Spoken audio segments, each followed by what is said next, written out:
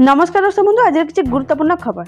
Channel नुआ थे channel T subscribe करेंगे लाइक करेंगे देरी नक आज गुरुत्वपूर्ण खबर पर नजर पकाइबा। आज प्रथम खबर आसला पाणीपाग को नहीं बड़ अपडेट आसूची आउ एक लघुचाप 28-29 राज्य में हो पारे वर्षा संपूर्ण खबर आसंता 28-29 राज्य में हालुका वर्षा हो पारे 28 केन्द्रापड़ा जगतसिंहपुर पुरी गंजाम गजपति जिले में स्वल्परू मध्यम धरन वर्षा हो पारे 29 तारीख में भद्रक केन्द्रापड़ा पुरी बालेश्वर जगतसिंहपुर गंजाम और गजपति में स्वल्प वर्षा होबार संभावना रही पाणीपाग विभाग पक्षर पूर्वानुमान कर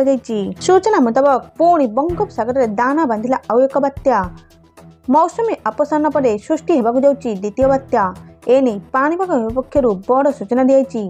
गभीर अवपात परिणत होता लघुचाप बात्यार परिणत होगा नहीं सूचना मिली। भारतीय पाणीपाग विभाग अनुसार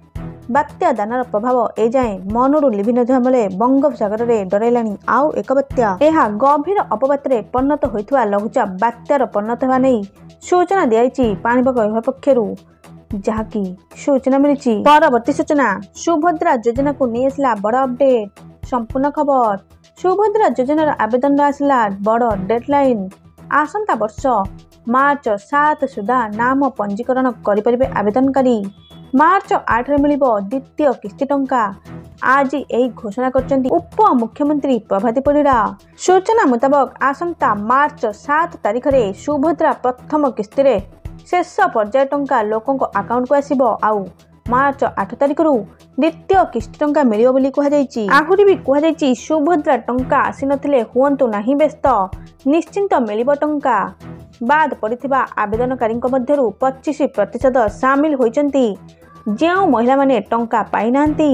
सेमानक योग्यता और फिजिकल वेरिफिकेशन जांच चली सेमाने डिसेम्बर रे सुभद्रा टंका पाए बोली कहिचंती उप मुख्यमंत्री प्रभाती परिड़ा आहुरी भी खुशीर कथा जे सरकारी अधिकारी जरिया सुभद्रारू वंचित टंका जोगाया पई योजना चली एही अधिकारी माने सुभद्रा योजना सह मोबाइल और आधार लिंक करी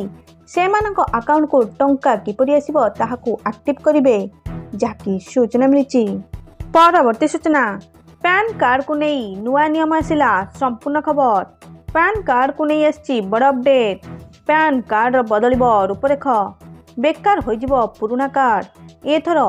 क्यूआर कोड सहित आसो पैन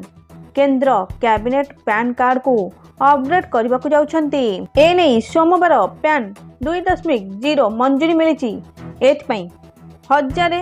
1435 कोटी टंका व्यय बराद होइछि नुआ पैन कार्ड क्यूआर कोड सहित आसे बोली केंद्र मंत्री अश्विनी वैष्णव सूचना देइचंती से कहिचंती कि पैन 2.0 प्रोजेक्ट समस्त पैन कार्ड धारी को मिलिबो नुआ कार्ड एथिरे कोनोसी प्रकार परिवर्तन किंबा नुआ कार्ड पई आवेदन करिवार आवश्यकता पड़िबो नाही एही कार्ड रे लोकन को त्वरित भाबे मानयुक्त सेवा जोगाण हेबो जहाँकि सूचना मिली।